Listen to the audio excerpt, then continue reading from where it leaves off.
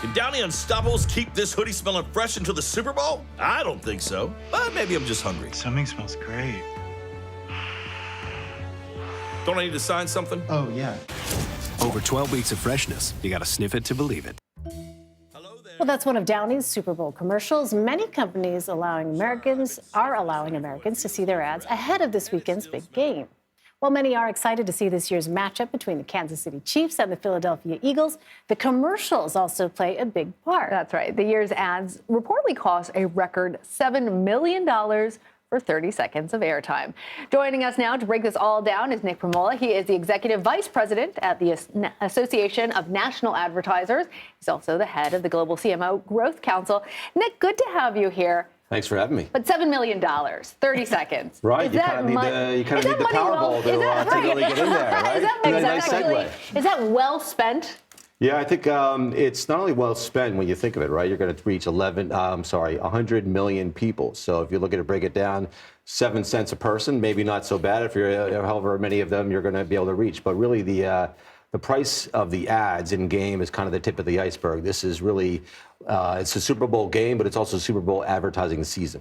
So one interesting trend in Super Bowl advertising is that we're now seeing the ads released in the weeks leading up to the Super Bowl. I mean, that's a huge change because it used to be you'd have to wait for the game itself for these ads to debut. But why do you think that is, and how effective do you think that is? So if you look at that, the one we just saw, Downey, they've been on a 12-week campaign. And why is that? It's basically part of their product benefit, which is talking about how long their product actually lasts, 12 weeks. So they're using it in a very strategic way in doing that. But in general, what you typically have when you have advertising that works is the right amount of reach and frequency. And the Super Bowl gives you massive reach, unlike anything else. But what it doesn't give you is the frequency. So what they're trying to do is kind of recalibrate the formula there to make sure that you have some momentum and build up to get to the full impact of reach and frequency that you can really get out of it. That's interesting.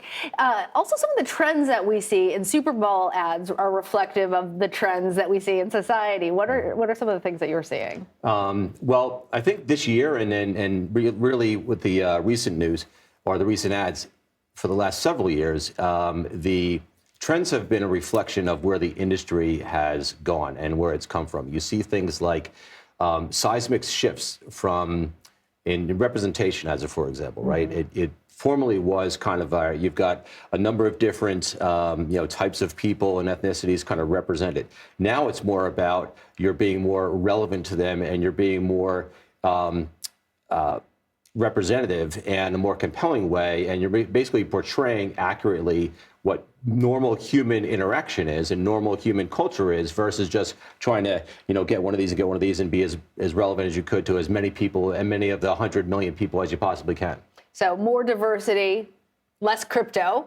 Right. Crypto. Yeah. Last year, I was talking afterwards, and they were calling it the Crypto Bowl. And I was like, kind of, maybe we want to pump the brakes on that a little bit, just with respect to it feels a little .com-y. And here, crypto is not necessarily the big thing that it was. Right. 2023, very different year now for crypto, indeed. In several ways. From what you've seen so far with the ads that are coming, then, Nick, is there anything you think will be the biggest hit for this year's Super Bowl ads? I mean, just from the amazing amount of eggs they're putting into all these baskets with all the teasers. It feels like a big campaign for each and every one. You've got the biggest celebrities on the planet that are rarely represented in here. So I think personally, the one we just saw, Downey, is going to be a big reveal. You've got a lot of big things happening on the celebrity side, but also on the product side with respect to the category itself with GM and what they're doing around just normalizing.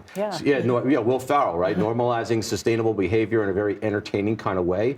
Is what the industry has been working on a lot, and you're kind of seeing that come to life. It's no longer just a thing that kind of stands out. It's just returning more sustainable behavior into normal activity, which is a great thing. Both of those examples are actually achieving that really, really well. All right, Nick Primola, thank you. Thank you.